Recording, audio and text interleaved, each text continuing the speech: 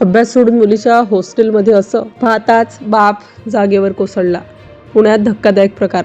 पुणे शहर. शिक्षणासाठी देशभरातून विद्यार्थी येतात, स्वप्न घेऊन येतात, आयुष्य घडवायला येतात.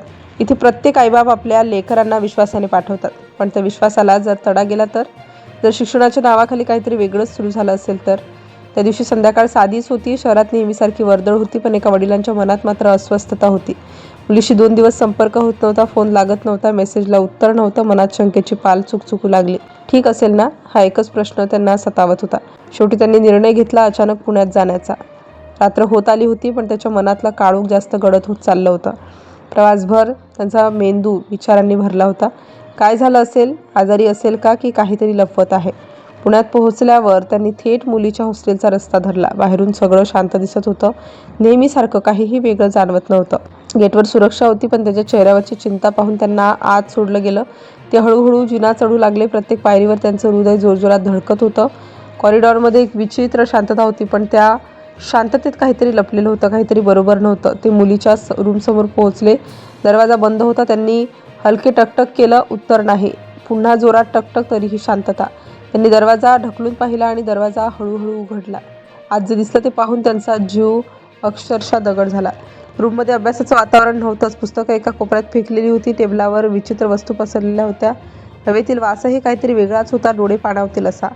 एका कोपऱ्यात काही मुली बसलेल्या. त्यांच्या वागण्यात काहीतरी अनैसर्गिक होतं. हसणं विचित्र, बोलणं तुटक.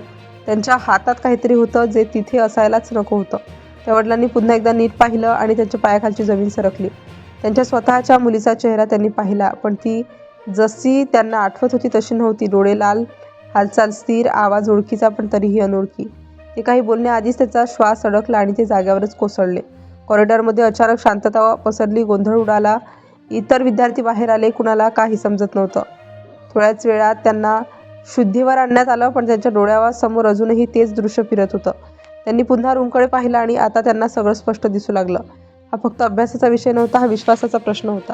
त्या मुलीच्या वागण्यातून स्पष्ट होत होतं की तिथे फक्त अभ्यास चालत नव्हता, काहीतरी वेगळंही सुरू होतं. मुलीने आधीच सांगितलेल्या छोट्या छोट्या गोष्टी आता त्यांच्या लक्षात येऊ लागल्या. रूममेट्स विचित्र आहेत, रात्री झोप लागत नाही, डोकं दुखतं. त्यावेळी त्यांनी ते दुर्लक्ष केलं होतं, पण आज त्या प्रत्येक गोष्टीचा अर्थ बदलला होता. त्या रात्री त्या वडिलांनी एकही शब्द बोलला नाही, पण सगळं शांतपणे पाहत राहिले. त्यांच्या मनात एकच विचार घोंगावत होता की आपण इतके दिवस काय चुकवलं. पुढच्या दिवशी हा प्रकार बाहेर येऊ लागला. काही विद्यार्थिनींच्या वागण्यावर प्रश्न उपस्थित झाले. वसतिगृहात सुरक्षेच्या नावाखाली सगळं असूनही आतमध्ये हे सगळं कसं पोहोचलं, हा प्रश्न सर्वांना पडला. काही विद्यार्थिनींनी सांगितलं रात्री उशिरा विचित्र हालचाली होत असत. काहींनी सांगितलं, तक्रार केली, पण ऐकून घेतलं गेलं नाही आणि हळूहळू सगळं उघड होत गेलं. हे फक्त एका मुलीचं प्रकरण नव्हतं, हा संपूर्ण वातावरणाचा प्रश्न होता. त्या वडिलांच्या डोळ्यात अजूनही तोच प्रश्न होता, आपण मुलांना कुठे पाठवत आहोत? पुण्यासारख्या शिक्षणाच्या शहरात जर असं घडत असेल तर इतर ठिकाणी काय होत असेल? ही घटना फक्त एक धक्का नव्हती, तर एक इशारा होती, पालकांसाठी, विद्यार्थ्यांसाठी आणि व्यवस्थेसाठी. आणि शेवटी एक कटू सत्य समोर आलं. त्या हॉस्टेलमध्ये काही विद्यार्थिनी अभ्यास सोडून मद्यपान, धूम्रपान आदी इतर व्यसनांच्या गर्तेत अडकल्या होत्या आणि त्यांचं भयानक चित्र पाहूनच त्या वडिलांना धक्का बसला होता.